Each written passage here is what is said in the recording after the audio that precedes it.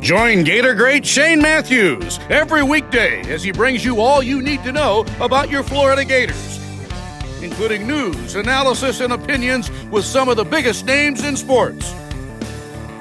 Find us on Spotify, Apple Podcasts, Google Podcasts, or wherever you listen to your favorite podcasts. Or watch us live at 8 a.m. on Facebook, YouTube, and Twitter.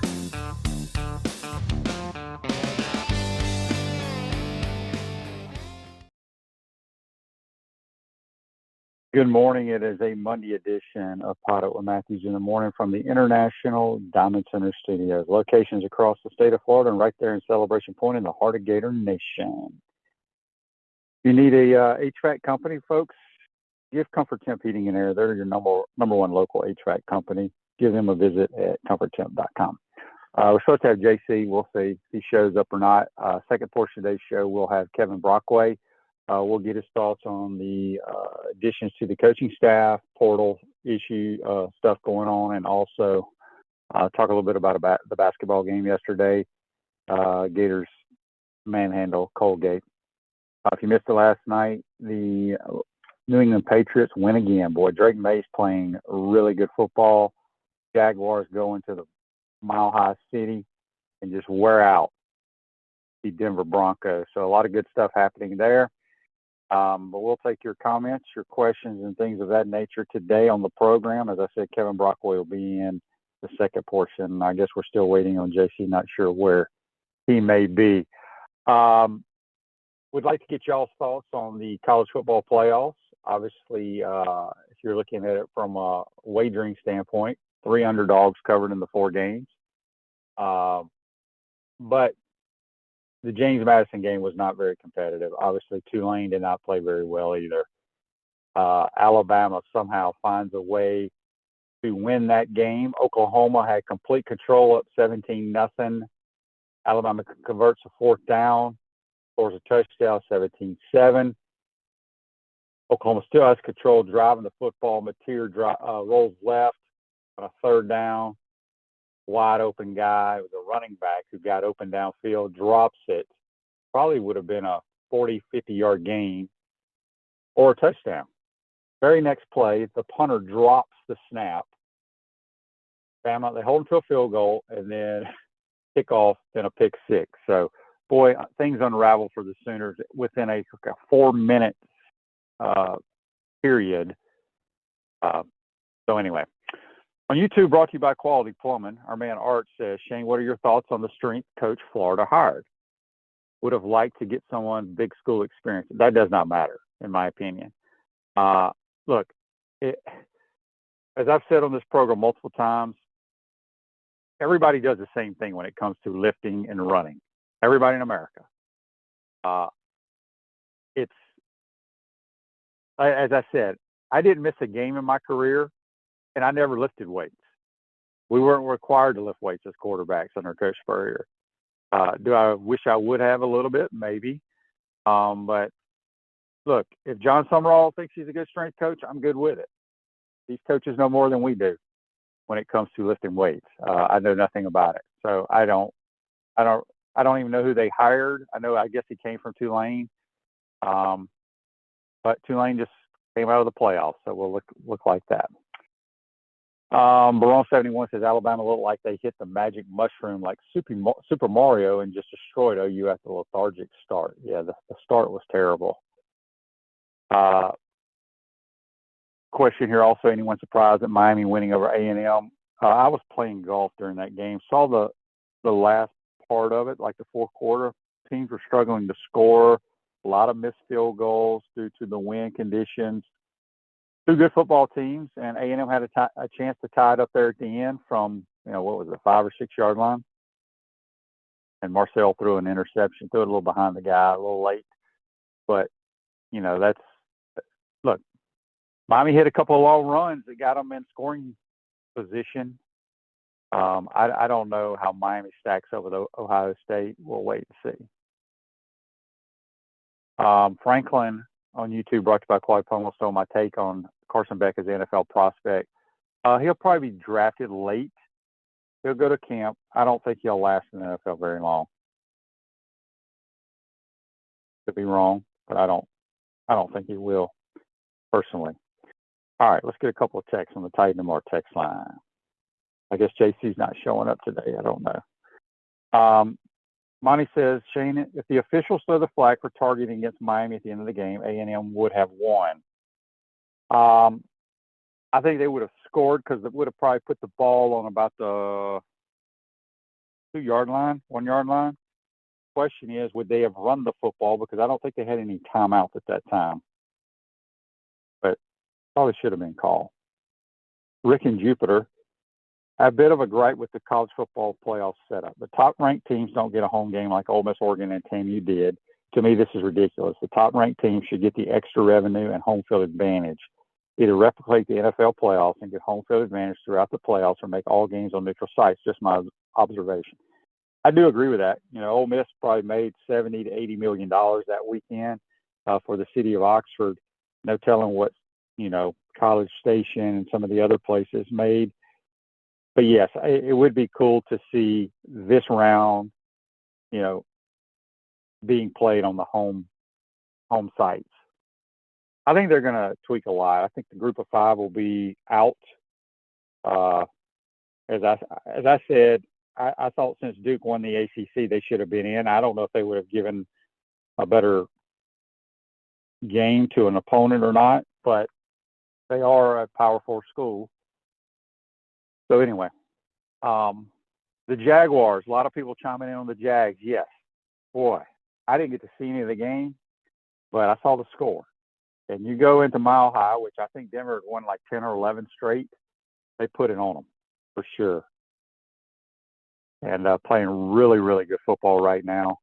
And wouldn't that be something if the Jags get like a first-round bye? I guess the Patriots have the best record in the AFC as we speak.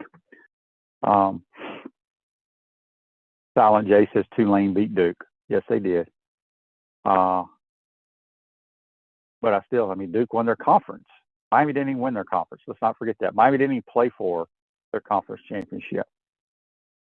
Florida Boy on YouTube, brought to you by Quality Plumbing, says, Shane, I could care less about star ratings anymore. Get me a QB that can play the QB position and throw completions. Very well said. I believe Aaron Philo will be in the portal. I think he's already said he's going to the portal. I believe he will be a Florida Gator. And I still think the Old Dominion quarterback will be a Florida Gator. At least they're going to try. Go watch tape on him. Good player. Really good player. We'll be fine there. I think Buster Faulkner does a phenomenal job scheming up people. Got a great track record. And we'll be fine. And don't forget about Tramel Jones, man. I think they like him a lot as well. So we'll see. It'll be a good battle in the spring. Rose Ogre State Farm Office is a team of dedicated insurance professionals ready to help life go right with the right insurance options for you and your family.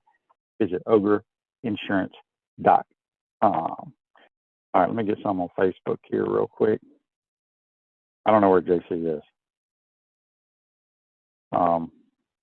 Bad communication skills. All right. You know who you better look out for in the NFL is the damn New England Patriots with Drake May. I'm telling you, he's very good. He was really good at North Carolina, but he's playing at an extremely high level in year 2. Cliff says on YouTube, brought to you by Quality Plumbing, Rocco Beck is from Iowa State, is entering the portal. Yep, he's a Florida kid. Adam says on Facebook Live, brought to you by Metal and Law, Shane, Tramel Jones next year is going to have an opportunity to showcase his talents. He should have played against South Florida when Lagaway was playing so bad. He should have played in multiple games last year. Multiple. Andy, I thought about this too, Andy. Andy on Facebook Live says, Shane, that Bears comeback Saturday night remind me of a few of your unbelievable comebacks. Yeah, we, they had to get the onside kick, which that very rarely happens. And then they go down and score, force overtime. We did that against the Cleveland Browns. We scored 2 touchdowns in like 40-something seconds at the end of the game to force overtime and won it in overtime.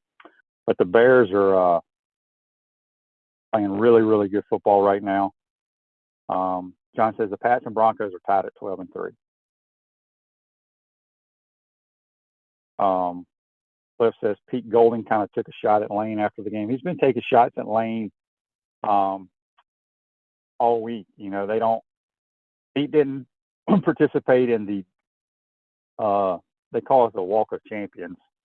It's kind of like the Gator Walk, because he just wanted to be all about the team. He took the basketball goal away on the sideline. I like what Pete's doing there. I know the fans are behind him 110%. It'd be interesting to see if they wear the powder blue.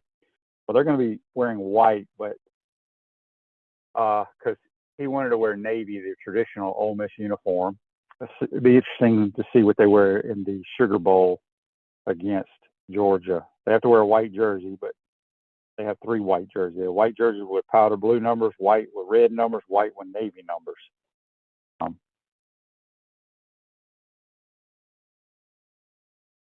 All right, Reggie says on Facebook Live, brought to you by Mel, strength conditioning coach Tyler Miles has spent time with our Olympic teams. You don't go to that level being a bad strength and conditioning coach.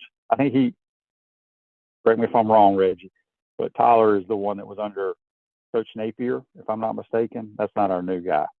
But yes, look, I think strength and conditioning is very important. But as I stated, nobody has a secret ingredient that they're doing differently than any other strength and conditioning coach across America. Everybody does the same list. They do the same conditioning. They do the same sprinting.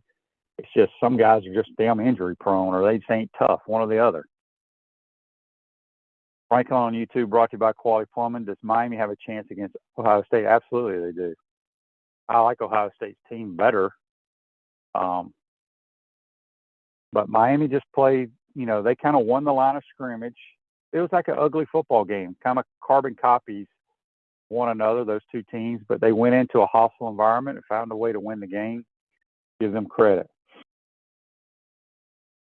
Greg asked, and I don't know the answer to this, Greg, on Facebook Live, brought to you by Mel Law, why a 12-day layoff for the college playoffs? Well, some teams had a 21-day layoff until they played the other day. A lot of the games are going to be played on like January 1st and 2nd, or I think it's January 1st. So anyway, we got football coming up pretty soon, and Gator Man wants to know any rumors for what QBs we are bringing in. We are bringing in Aaron Fallow, and then I think the Old Dominion quarterback. Florida Boy says, I like Aaron Fallow, good player, and Colton Joseph from Old Dominion is a stud who could be next year's Trinidad Chambliss. I agree. Go watch him. He's a dual threat guy that can really run the football. Cruz says, curious what your thoughts are on John Mateer's mechanics. Like yourself, I was very high on him coming. Yeah, I mean, look, he still threw for like 300-something yards. He's kind of that quarterback that he's not going to be your typical drop back guy. He likes to run around and make plays, not only in the passing game, but rushing the football as well, because he's a violent runner, and he probably needs to protect himself a little bit more. But at times he gets off platform for no reason at all.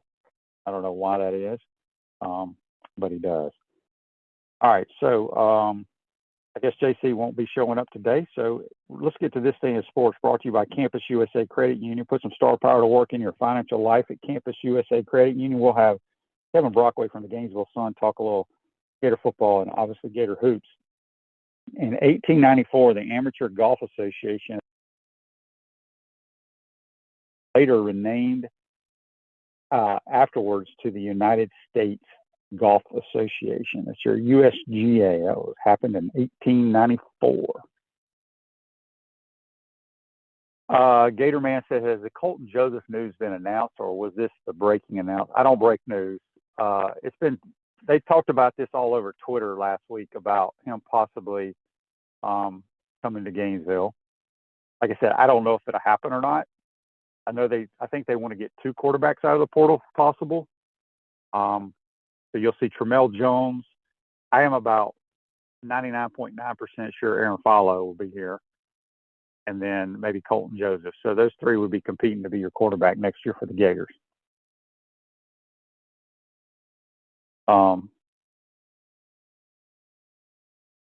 MSRK said Mateer's like Bo Nix, good runner, average passer. Yeah, I really think his thumb issue is still bothering him. Before that thumb injury, threw the ball really, really accurately. Not so much anymore. All right, here's a text on the Titan More text line from William. He wants to get my thoughts on the Jaguars. How were they able to turn it around so quickly? Well, your quarterback's playing at a high level. That helps. The coach knows what he's doing, man. He's got a good feel for his team. Looks like he's a players type coach, and he's calling good ball plays. And I didn't think they would. People that are close to the Jaguars were very uncertain about their defense leading into the season, but I think they've gotten better over time. And but man, what a good win that was for them. All right, AU Gator on YouTube, brought to you by Coy Plumbing, says, what do you think will be discussed when Ball and Summerall meet? I think they'll be meeting this week. I was told. I don't know the answer to that, AU Gator. I mean, I guess it's a money thing. I think he knows Summerall wants him on the team. He knows he's going to get a lot of touches if he's a Gator. There's no guarantee you're going to get a lot of touches if you go to Texas or somewhere else. So I still feel pretty good. He'll be a Gator.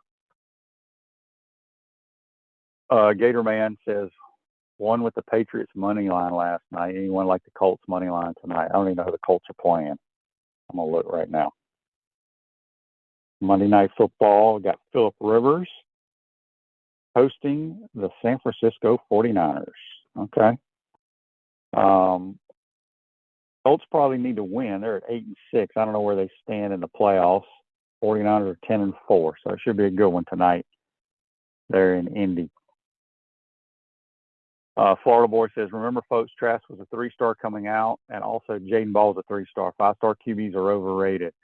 Well, there's some good ones out there, but there's just, when it comes to these ratings, these publications that rate these kids, obviously they watch some tape on them, but it's mostly a lot of their measurables and things of that nature. So all you got to do is turn on the tape. You can tell if guys can play or not. It ain't that damn hard. Some people make it harder than it is. Major collapse for the Bucks. They've lost 6 out of the last 7. Yeah, I guess the Panthers are leading that division now. A good win for them. Baron71 says on YouTube, brought to you by Quality Plumbing, you often see Georgia agent, a GA agent. I don't know if that's Georgia or GA agent, a guy who's ranked around 270 who immediately bumps up to a 50, 100 spots, all because he committed to Georgia. The recruiting ranking guys are clueless. Yeah, I don't get into all that. Does nothing for me. So we'll have Kevin Brockway here shortly. I apologize. I was ready to hear JC's rant on the college football playoffs. Andy says on Facebook Live, brought to you by Mel Law, it's sad that John Summerall lost his dad last Thursday. How do we not know about it? Yeah, I mean, I didn't even realize. I think his dad was at his press conference when he was introduced as our coach. I want to say, I know for a fact his dad was at their championship game when they beat North. I don't know if he'd been sick or what, but yeah, thoughts and prayers go out to him. Look, listen, that guy's been through a lot in a short period of time here, trying to get a team ready to play in the college football playoffs, making sure their recruiting class stays together, then doing what he had to do for the Gators, then having his dad pass away. Handled it very well, then made a great donation. I don't know if people saw this. I think he donated $100,000 or a couple $100,000 to the Tulane football program. Very classy act. Ace on Facebook Live. Good morning, QB. Hope you're doing well. Hope you are as well. I'm really surprised all the negativity on these Gator websites like Gator Nation and everything. I think John Summerall is putting together quite impressive staff. What are your thoughts? I like it. Look, I'll be honest with you. I don't know any of his coaches other than Buster Faulkner. I don't think it matters, though. I take that back. I know Bam Hartman.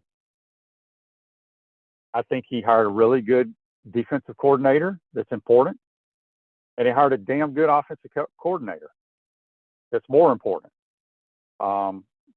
The other position coaches that he has relationships with in some capacity. Look, Don Sumrall is coming here to win football games. He's going to try to put together the best staff and the best team he can. So whether some website doesn't like it, I don't care, because all they care, most of the websites, they care about brand names of coaches, big names, I guess I should say. And then all they care about are these 5-star player here, 5-star player there, leaving or whatever. It does not matter. If you look at the people that have entered the transfer portal for the Gators, please tell me one player on there that really keeps you awake at night that we're losing. I can't find one. If somebody has one, please let me know. Troutwine was a home run as well. Great track record, former player. He's going to bring some damn Penn State linemen with him. You can bank on that. Todd wants to know, Shane, spring sports are right around the corner. He plans on having a guest talk baseball, softball. Yeah, we'll have Tim Walton on, and we'll have Sully on as well when it gets closer to their season. None of that really kicks off on our program until football's all over. Reggie wants to know how, on Facebook Live, brought to you by Mel Law, what would I grade this coaching staff hiring? Look, again, I don't know a lot of these coaches. I think the offense scores A+++++, and the defense coordinator, I'd say an A as well. He's been in the league a long time. They've always had good defenses at Kentucky. I like what he's doing. I trust what he's doing. I'm going to go with what he knows. He knows a hell of a lot more than I do. Barone71 says if Jaden Ball was eligible for the NFL, he'd be drafted. So pay the guy the money because you're getting an NFL player for that money, unlike an unproven commodity like DJ was the past 2 years. I do agree with that to a point, Barone. If you're talking NFL and running backs, they don't pay a lot for their running backs in that league because you can find more. I don't know what Jaden Ball is being offered by other teams. I don't know. We have offered him, but you got to be careful that you don't overpay, because I do like some of our young backs.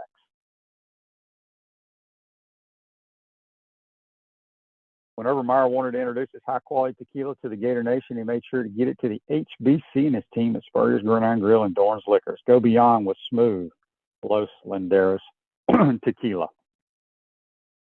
I agree right here with Kanye Ron says on YouTube, brought to you by Quality Plum. I feel Summerall will get us tough in the trenches. Agree 100% on that. We're going to have some mean dudes in the trenches, and they're going to get after it. Joseph says on Facebook Live, brought to you by Mel, I like the strength and conditioning coach. No more college roommates or tats and motorcycles.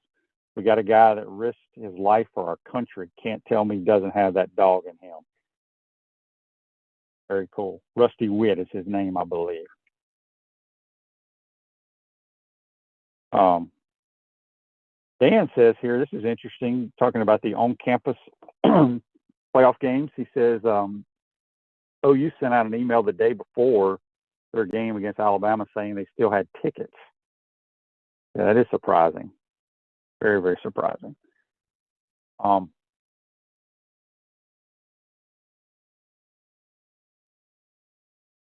Gator says, Summerall said, losing is not okay. Yeah, I don't know if anybody saw his, I guess it was his post-game press conference after the Ole Miss game. I would assume that was when it was. Obviously, he was talking about his dad. He was not happy with the way his team played. Proud of his team to get to the playoffs and win their conference championship. But look, this guy hates losing, and you want that in a coach. It reminds me of my coach. He absolutely hated to lose. Text here on the Titan No More text line from James. He says, Shane, out of the young NFL quarterbacks, who do you like the best? I'm not sure what young means. If we're going to go with like second-year guys, Drake May, obviously. Caleb Williams is playing he's playing exactly how I thought he was going to play. boy, he's making plays left and right. He's got a great play caller, and Ben Johnson. Obviously, Jaden Daniels I like, but he's been injured majority of the year. But the NFL's got a lot of good young quarterbacks. They're fun to watch, and it's been a fun year. I think mainly because there's some new teams that haven't been in the hunt in quite some time. Now they are. But anyway, let's take a quick time out. Come back. We'll get Kevin Brockway's thoughts on the coaching staff, portal, and Gator basketball. You're watching and listening to Potto with Matthews in the morning from the International Diamond Center Studios. We'll be right back. Our premium sponsors are Atlantic Roofing, Campus USA Credit Union, International Diamond Center, J.F. Hayden's Craft Liqueurs, Los Linderos Tequila, Meldon Law, Titan MRI and Imaging, Castaway Sauce, UF Health Orthopedics. Gridiron sponsors are Baker Sports, Comfort Temp, Florida Cracker Oyster, Electronics World, Gallo Car Wash, Miapa Latin Cafe, Peachland Dental, Quality Plumbing, Ruse Ogre State Farm, Silverback Concrete, 84 Lumber, Big Mills Cheesesteaks, Celebrate Primary Care, Gator Bait Media, Florida Cracker Kitchen, Gator Dominoes, Ironwood Golf Course, McDonald's of Gainesville, Tropical Smoothie Cafe, UF Bookstores, Advocare, MG&A Wealth. Remember to like, follow, and subscribe so you don't miss an episode. And to advertise, call my man Freddie, 352-284-3733. Coach, you know what always impressed me? How you beat Florida State to win the 1996 National Championship. And I was really impressed with your 06, 08, and 09 Gator teams. And the way you coached Danny to the Heisman Trophy. A lot like what you did with Tim Tebow. You know, you won more SEC championships than you lost home games at the Swamp. And you had plenty of super games in front of our Gator Nation. Yeah, there really is something special about the Swamp. I guess that's why we say about the Swamp, only the Gators get out alive. To the Swamp and the Gators, with the best beverage served at Spurrier's Gridiron Grill, 100% agave, Los Linderos tequila, aged in bourbon barrels for a smoother taste. I think you mean Head Beer Coach 1966 lager, a crisp, light, bodied lager for easy drinking. Nope. Los Linderos tequila, smooth enough to drink neat, bold enough to elevate a cocktail. 1966 lager, enjoyed on game days in the fall or whenever you need a winning cold brew. Los Linderos tequila. 1966 lager. Los Linderos. 1966 lager. Y'all stop bickering. Okay, you're both wrong anyway. The best thing Spurrier's Gridiron Grill offers are Jerry's famous chocolate chip cookies.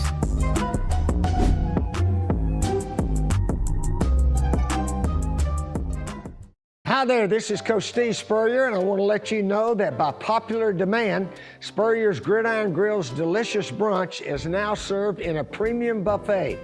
You have spoken, we have listened, and we're now serving Gainesville's only elevated buffet, complete with an omelet station, ginger sage chicken sausage, shredded short rib, and of course our chicken and waffles. Plus, you can enjoy bottomless mimosas and Bloody Marys. So join us every Saturday and Sunday from 11 to 3 for the best brunch in town. What's up, everyone? I'm Mike Pouncey, and this is my twin brother Marquise Pouncey, and this is Life After Football. Let's go.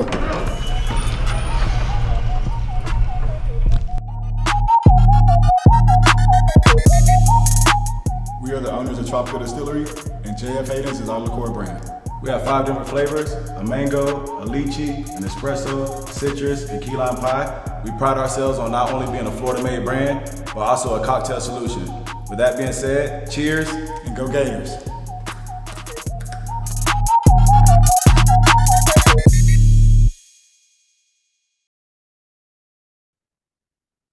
Welcome back to the International Diamond Center Studios. Florida Crackers, a brand for original Floridians. Great food, southern hospitality in the center of the universe, Brooksville, Florida. And also check them out at Florida Cracker Oyster Bar in Keystone Heights. Check them out at floridacracker.com.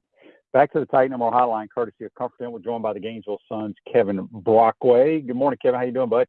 Good morning, Shane. How are you? Not too bad. All right, let's start college football playoffs. I know you're happy, Camper, being a Miami Hurricane graduate. kind of an ugly football game, very windy conditions, missed field goals, and Canes made a couple plays down the stretch to win it. Yeah, it was one of those games, Shane, where I think, and yeah, I think you saw this in the Oklahoma Alabama game too, in terms of the elements coming into play, because it's pretty windy there also. And, Tate Sandell, who's a Groves Award winner, missed some kicks on Friday night. But yeah, 30-mile-an-hour winds, not much of a passing game to speak of from both teams. Marshall Reed, but Miami controlled the line of scrimmage, and that was, there was a lot of big talk going in, on both sides. Texas A&M, I think one of their offensive linemen said, Ruben Bain wasn't going to be a factor. He had 3 sacks and a blocked field goal. But it was, you could tell kind of as the game wore on, Miami's strategy on leaning on the running game played off. Mark Fletcher had a huge game. He had 172 yards rushing. So obviously a good win for Miami, but it'll be interesting going forward. Now, as I said, when, with the elements, and you get this in late December with campus sites, now you go to the Cotton Bowl, the game's in Jerry World, it's in the Dome. So you don't have those factors. So it'll be interesting to see, if Miami can, be a little more balanced, mix it up with their passing game, get their kicking game right, in a dome stadium as opposed to, but certainly too in that matchup with Ohio State, line of scrimmage becomes paramount again, and we know that Ohio State is, Ohio State teams like Ohio State and Miami are teams that are built to play in the SEC from a line of scrimmage standpoint, and that's the reason why they do well in their conferences is there are not a lot of teams like that, but. Certainly Miami stood toe to toe with an SEC team, and got Oklahoma too. They were up 17-0 in that game and just kind of gave that game away. A lot of mistakes in the second half, and a good win for Kalen DeBoer as well. Yeah, I've had a bunch of people chime in earlier in the first part of the program, Kevin, talking about like these top 4 seeds should host a home game, right? Do you think like the Ohio State Miami game should be played at the in Columbus, Ohio? Do you like that, or do you like them going to starting the bowls now? I think when you get to the quarterfinal round, I think you want at least the football to be played in an optimal condition, right? But we'll see how the playoff transpires because, they go to 16 teams. You'll have that, right? Because you'll have 1 versus 16, 2 versus, you'll have the campus sites for the top 4 if they expand it. But I think for now, when you get to that quarterfinal round, I think you kind of want it at places where the football is going to be optimal, which is warm weather sites, dome stadiums, and that's what the bowl provide. And you don't want to devalue. The bowl structure is already devalued enough as it is too. It was interesting. I filled in to cover the Gasparilla Bowl again, believe it or not, because we had some sister papers in North Carolina. So I went to that NC State Memphis game. They announced 13,000. It was more like 1,300 at Raymond James. I mean, it was just brutal. I mean, it was, there was, and 2 out of state teams, and you're playing in a, really low tier bowl game. And, right now, a lot of these bowls are in serious trouble. And it's going to be interesting to see in the next 3 to 5 years how much of these bowls get phased out, unless you expand the playoff and you include them in the playoff format. A couple of people before we move on from Miami. Baron71 on YouTube, brought to you by Claude Plumman, says, can you ask Kevin where he grew up and why he went to Miami? Just curious if he's a Northeast guy like majority of the school's enrollment. Yes, I am. And it's kind of interesting because they set a lot of literature up, and I was one of those guys that I wasn't good enough to get into Syracuse journalism program, but Miami had a pretty strong program. Susie Kolber, Dan Lebitard, Michelle Kaufman. There were a lot of good journalism, journalists that went there. Roy Firestone. So I was attracted to it to go down there for journalism school. First, I thought I wanted to go into TV, and it's amazing full circle how it comes like 30 years later. Now everyone's on TV in some form or fashion. Yeah, went down there, made my bones down there, and he's right. Half of my, dorm mates and suite mates, Philadelphia, Boston, New York, they really attracted a lot of those out of state students. They gave us generous financial aid, which I think helped. I got like a a Bowman Ash scholarship, which was like $7,500 a year at the time. Because even back then, 30 years ago, it was 20 grand. Now I'm hearing it's like 80, 90 grand a year to go to school there. It's just ridiculous. Wasn't Jill Arrington I think she was the sideline reporter back when I played. Wasn't she in Miami? She was, yes. We went. Graduate? We had journalism classes together. She was Tiffany Arrington when we were in college, and I dated one of her sorority sisters. She was Delta Gamma, but I think they told her to change her name from Tiffany to Jill for television. I think she was Tiffany Jill Arrington. Her father was an NFL quarterback, Richard Arrington. He played for the Atlanta Falcons. Yeah. Yeah, that's interesting. All right. What stood out in the other game? I mean, give me your thoughts. Group of Five needs to have their own national championship brackets. I agree, and I think that look, James Madison scored a little bit, right? They looked like they were at least somewhat competitive. You just felt bad for John Summerall and Tulane. Ole Miss looked like a team that they were on the mission to prove that they could win without Lane, and they really poured it on early in that game. And it was, I think it was tough sledding for John, and I think that, again, if people bring it up, they try to say that they're not distracted, but we've seen it over history, right? This goes all the way back to Mark Richt. When he was the offensive coordinator at Florida State, and he only scored, I think, 3 or 7 points against Oklahoma in the national title game. It is so hard to try to do two jobs at once, and that might have shown on the field a little bit too for Tulane, I think, in that game. But obviously, Coach Summerall will be here now, can focus and get to work, and we already saw the mass exodus of some Tulane coaches that that were, I guess, at least reported on last night. They'll be announced soon that are going to be joining this Florida staff. Yeah, real quick, before we talk about that, a team you covered for a long time, the Indiana Hoosiers, are the number 1 seed. They will be playing Alabama in the Rose Bowl. Give me your early thoughts on that game. Yeah, I mean, it's gonna, the interesting storyline, right? Is Cignetti worked for Nick Saban at Alabama, and Kalen DeBoer I covered when he was the offensive coordinator at Indiana. But from an on-field standpoint, I mean, everyone underestimates Indiana all the time, and they always find a way to pull through. I do think that Alabama, has a chance, but they're gonna have to play one of those, perfect mistake-free games. I do think that they can, line up on the line of scrimmage and go toe-to-toe with Indiana, certainly. But Indiana's, they've got some guys on defense that can really cause problems. And, we know Mendoza is a quarterback that rises to the occasion. He's not necessarily, a guy that's going to put up huge numbers. But Cignetti will have him disciplined. He'll have him playing hard in that game. There's certainly, I think Indiana is another one of those teams that wants to prove, once and for all that they belong. Certainly they had the bad taste in their mouths last year from the CFP, lost to Notre Dame. So I think this sets up as a good opportunity for Indiana to move on. But we'll see. I mean, Alabama, Kalen DeBoer. Sometimes, certainly we saw with Ohio State last year. Sometimes the teams that have the day off at the bye, they kind of let down a little bit. So maybe there'll be an opportunity there for certainly Alabama to spring an upset. Well, yeah, none of the teams that got a bye won a game last year, so it'd be interesting to see how that goes this year. Text here from James on the Titan of our text line. He wants to go ahead and get your thoughts on the coaching staff, what has been reported. Like, you don't have to necessarily give us a grade, but your thoughts on who he's hired so far.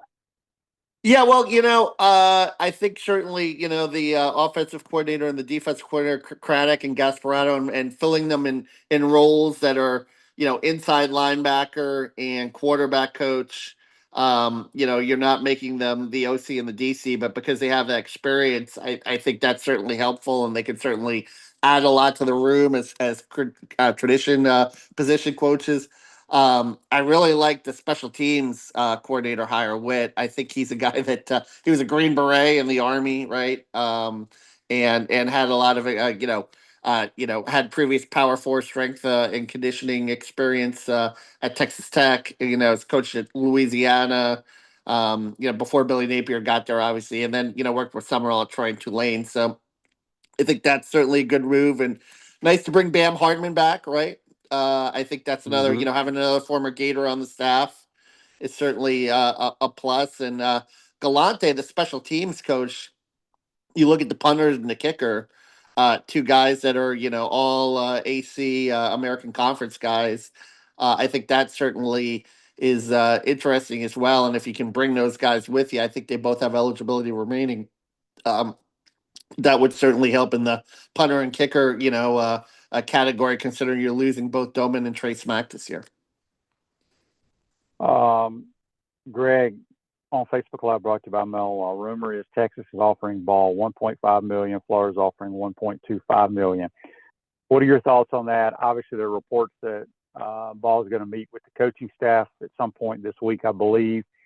Do you think he's a Gator, or does he go elsewhere? I think the dad wants him to stay at Florida. I think the family feels comfortable with him being there. And I think that could factor into the decision as well. I don't know if the Jaluk relationship is necessarily as strong as some people think. So I think those are some things that work in Florida's favor. But I do think ultimately, it'll be Jaden's decision. The running backs coach is going to come into play in this too. Does he believe in the running backs coach? Who the running backs coach is going to be? Certainly, a lot of people think that it could be the running backs coach from Texas, but we'll see how that all plays out. Certainly, in the next couple of days. I think it's imperative. I think from a morale standpoint, you don't want to lose too many guys. They locked up Miles Graham. I think Jaden is a guy that you're going to want to keep and you're going to want to build around because he brings a good work ethic too, and he brings a lot to the table in terms of his athleticism, his skill, and his ability. And a lot of players, I think, believe in him here. So I think it would certainly be. Some people say running backs are a dime a dozen, but I think he showed that this is a guy that works, develops, and can be a pretty special player if he comes back next year. Yeah, he just needs to sit down and talk to Buster Faulkner about how many carries he needs a game. Because the running back coach ain't going to be calling the plays. It's going to be Buster. That's who he needs to talk to the most. But I think John Summerall knows what kind of player he is. They'll do everything they can to keep him, in my opinion. Kevin, obviously I talked about it earlier, quarterbacks out of the portal. I believe Aaron Follow will be a Gator. There's also talk about the Old Dominion quarterback. I don't know if you know much about Colton Joseph. I watched a lot of him the last few days, and I'm pretty damn impressed. I ain't gonna lie. Oh yeah, no question. And he looked pretty good certainly in the Cure Bowl. But I think that somebody threw out Rocco Beck's name too, which is interesting. Obviously the Iowa State guy. He's from Tampa, right? And his father, obviously Anthony Beck, was a former tight end, played for the Jets, played for West Virginia. But Rocco Beck is another intriguing guy. I don't know if he goes with Matt Campbell to Penn State, but if he doesn't, apparently I think his girlfriend might be here or something, or there's some talk about that. So I mean, he's another guy that you could look at as well. And I don't know if they'll look at Retzlaff at all. Mensa, I think is obviously possibly going to the NFL. So draft. So I think that certainly those guys, yeah, Colton Joseph and Philo will be interesting. But I have heard rumblings that the staff is very high on Tramel Jones as well. So I think it'll be an open competition either way. Certainly. And I think it'll be interesting, and I think that's good because you don't have the entitlement. The best person is going to go out there and win the job. And then you go into the 2026 season with someone that's, pretty fired up and motivated and battle tested in practice. Our last football question before we get to basketball. Yeah. Barone said he wants to know on YouTube, brought by Quality Plumbing, would Kevin want DJ Lagway at Miami as quarterback? No. No, I don't know. No, listen, I would think that if you do get DJ Lagway, you got to get him right, both physically and mentally. And I don't know if that means a redshirt year or what you do with him in that way. But I would prefer Sam Levitt. Definitely. 9 days out of 10, and I think Miami will figure it out, and they'll certainly do the right thing. But I think if you bring in DJ Lagway, I mean, I think you've really got to work with him in a lot of levels. To get him, certainly playing to that level, and I think Miami wants more of a pro style quarterback than a dual threat anyway, and you got Malachi Tony there to handle a lot of the Wildcat stuff, and I think that's why Levitt would certainly be a guy that could fit in what they want to do. All right, Hoops, they get a big win yesterday against Colgate. You like what you've seen in the last couple of games? We know the talent. I mean, the level of competition has not been what we played earlier in the season, but just give me your thoughts on the team so far. Yeah, I think they're getting a little more confident. I mean, the shooting still isn't quite there yet. Obviously, the 3-point shooting. I think it's not going to be a 3-point shooting team of last year, for sure. But I do think that he is a guy who whether this team is a team that's going to certainly be in the mix of the SEC of certainly having to figure that out. And I think they're going to throw Shane, they're going to throw a lot of zone defenses. Teams are going to throw a lot of zone defenses at Florida. I think it's going to be up for Florida to adjust. I think the good thing about the zone, if you see a lot of zones though, is that it's going to open up some offensive rebounding opportunities for this team, which is something this team does well. But the perimeter shooting is still obviously the big concern going into the season. Yeah, that's true. And, we've seen some added players in the rotation. Obviously, Isaiah Brown played a little bit more. The transfer from Sacramento State. I was telling you before you came on, Kevin, I was at one scrimmage, and I was asking Chris Harry because I was sitting next to him. I was like, who's number 8? I said, he's a damn good player. I mean, he was playing great in this scrimmage. I was there. Didn't really see him until the last couple of games. Just your thoughts on the guys that Florida needs to up their game coming off the bench. Oh yeah, Kovacic is an interesting guy. He was kind of a late transfer from Sacramento State, and he is someone that he's got a little bit of an upper body on him. I think he's strong enough to handle the SEC. Did some good things in the St. Francis game, knocked down a 3. Had some rebounds in the Colgate game. So he's someone that I think is definitely worth monitoring and worth watching going forward to be that 8th guy. And Isaiah Brown, obviously CJ Ingram. Alex Lloyd looks like he's not quite ready. I think he needs more time, and it's kind of interesting because he had a really good summer. Alex did, but it hasn't translated on the court so far. I mean, he really struggled in that St. Francis game with turnovers and defense too, and communication. Apparently, that's an issue. So I think you'll see CJ Ingram, Isaiah Brown, and Kovacic, in the mix. Yeah, but they're going to need production from their bench in SEC play for sure. That's going to be tremendously important. That was such a luxury of that team last year in the national championship. The number of guys that came off the bench and there was no real drop off with Hawk and Tommy Hawk and Denzel Aberdeen, 2 guys that could have started for a lot of other SEC teams. You've got Klavchar and you've got Micah Hanlogden as the 6 and 7 guys, but you're going to need to probably establish a little more depth there, and we'll see about AJ Brown and if he's ever ready or if they decide to redshirt him coming off the shoulder surgery. Yeah, obviously we'll get into conference play in about a week or so. Who in the SEC has caught your eye, and maybe who's been disappointing so far? Well, Vandy certainly is a team that looks like that they're going to be really tough, and they beat Memphis, and they're a team that. I think Arkansas has played tough. I think Alabama with Phylon has a lot of talent, and that's going to be a big game on Super Bowl Sunday on the 1st when they come to the O'Connell Center.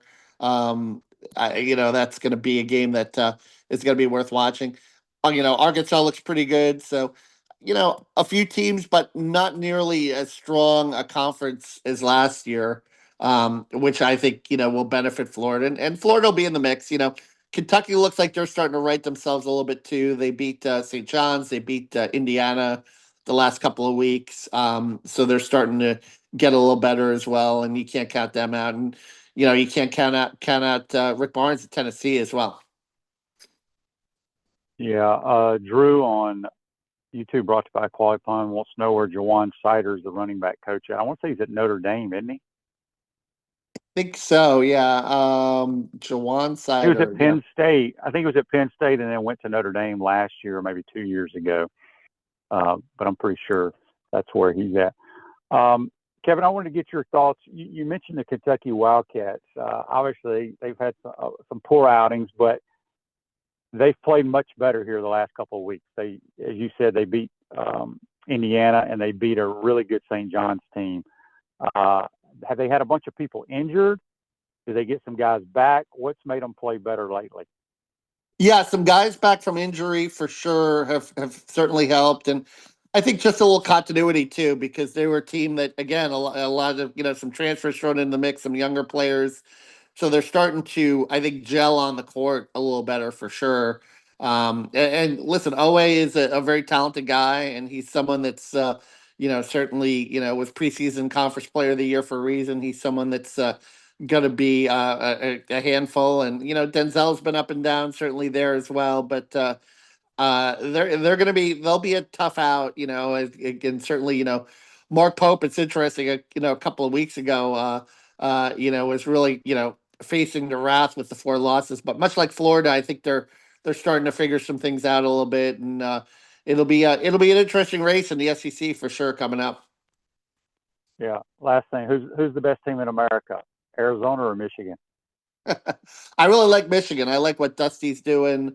I think Purdue and Houston. I mean, Houston just took care of Arkansas. They're going to be in the mix as well. And we'll listen, Duke. We'll see about Florida. We'll see if they can figure things out the second half of the season. They are still the defending national champions.